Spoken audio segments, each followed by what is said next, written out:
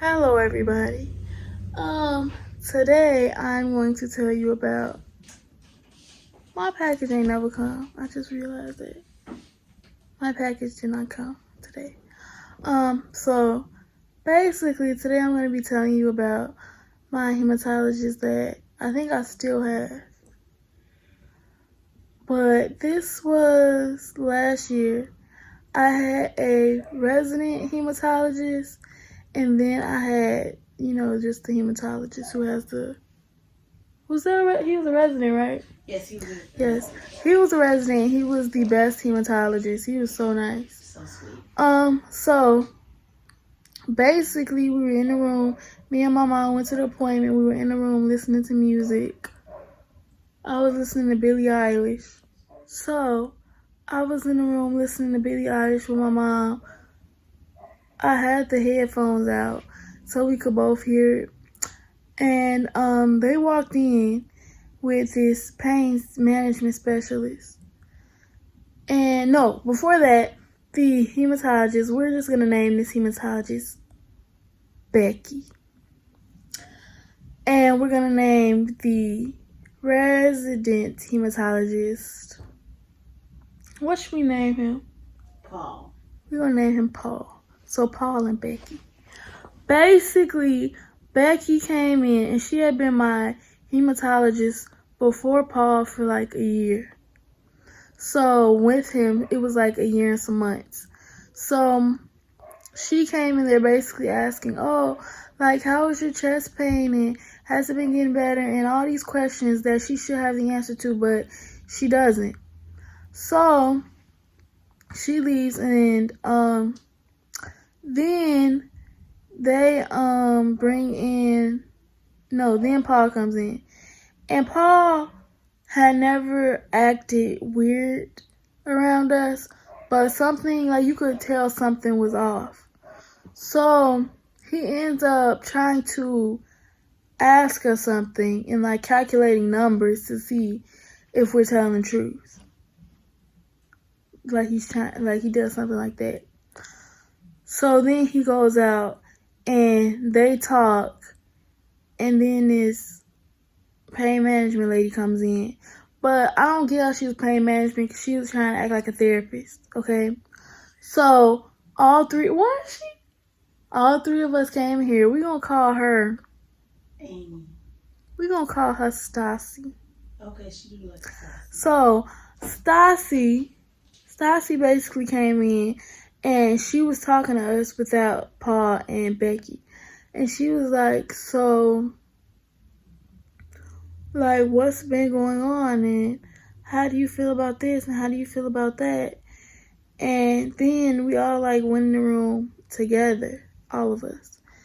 And somehow Becky brings up that she doesn't feel like she knows anything about us, or in that what did she say that I was to her? She said you were an angry patient and she couldn't continue to be caring for an angry patient that was always upset with her.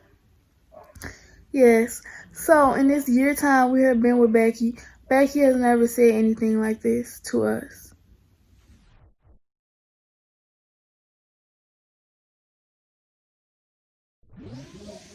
And apparently she was poisoning the resident, Paul, because he came in and acting different this day. So this Stassi comes in here trying to fix the world, and she asked us, I don't know what she asked us, but she said we felt angry about something. And we corrected her and was like, no one said we were angry about this. We just said this is how we felt about this. I forgot what it was about. But the point of this was that Becky was feeling some type of way this entire year that I didn't know. I'm sitting here thinking oh, she's a nice hematologist and this and this and that. When actually I don't even think she knows who I was or even remember who I was, and that she got me confused with someone else. Like, I really think she got me confused with someone else because they have notes in there. Like, oh, if you do this or you do that, you'll be kicked out. It's like, first of all, I'm black. I'm a person of color. And you saying I'm acting angry in an office. Do you not think that 1 plus 1 would have added up to 2 and I would have got kicked out?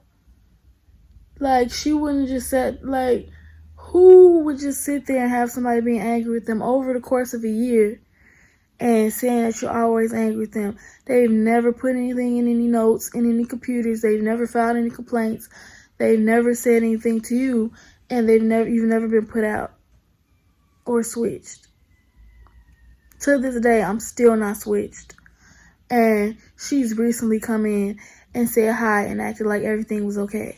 Because she does not know who I am, and that is a fact. Okay? I want you guys to know that. She does not know who I am.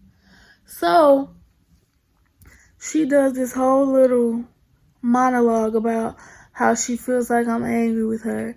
And then Stassi is like, okay, well, tell me what has she done for you to feel this way? And in the dramatic fashion, she literally says, I don't have time for this. I have other patients that I need to get to. And she walked out. So now we're in there. It's me, my mom, Paul, and Stassi. And they're looking very highly confused. And like they don't know what's going on. And it's like that's when I was like, yeah, like why would I want some? That's when I was upset, which I wasn't even. I was more like, this person is the one who's supposed to be handling my care, and she didn't care enough to stay in here and solve this imaginary problem she has. She does not even have reasons to give. Like, if I have a problem with somebody, I have reasons of why we have a problem. Anybody who I've had a problem with in life, there are reasons that I can give you why I have a problem with this person. So if you get the floor to tell why you have a problem with someone, wouldn't you tell instead of walking out and saying you don't have time for it and you have other patients?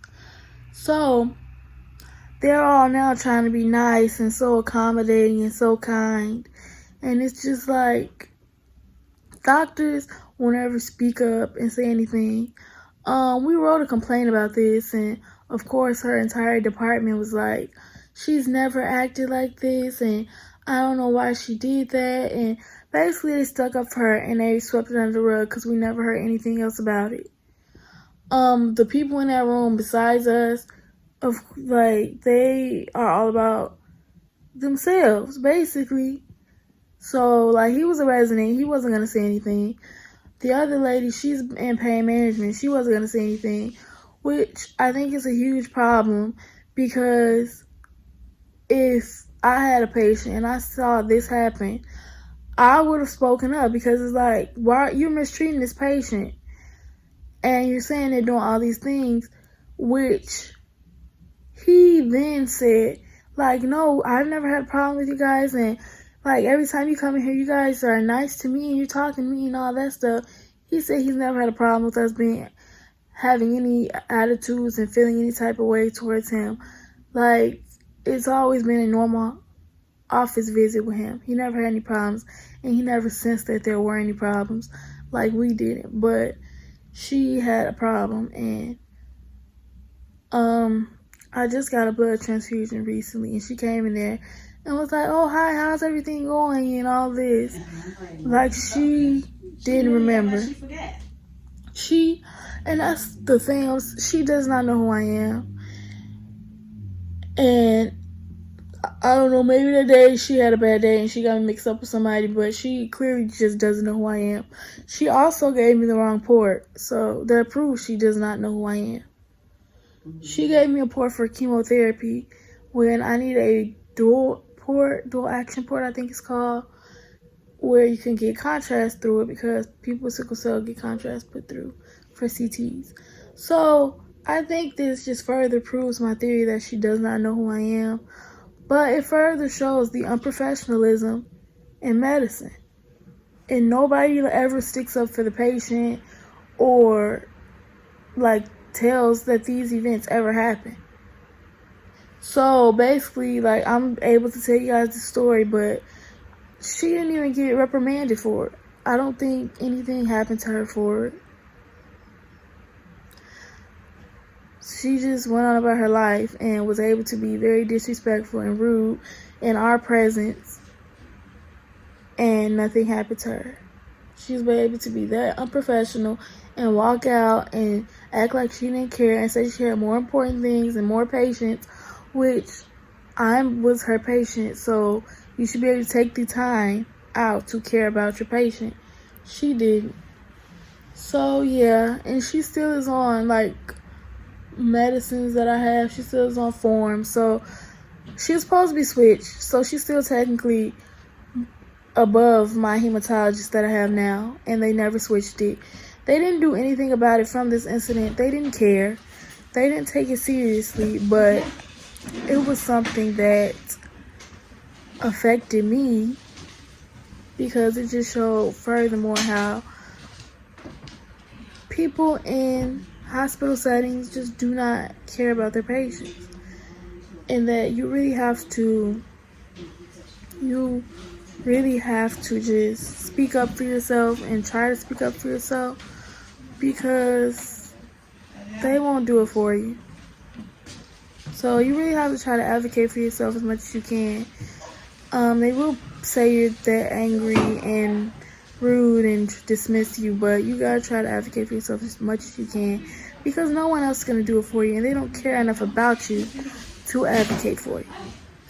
Like, once I got out of the hospital, that in my other video that I was telling you guys about, she was like, yeah, you should have took the transfusion, because she was like, yeah, you should have took the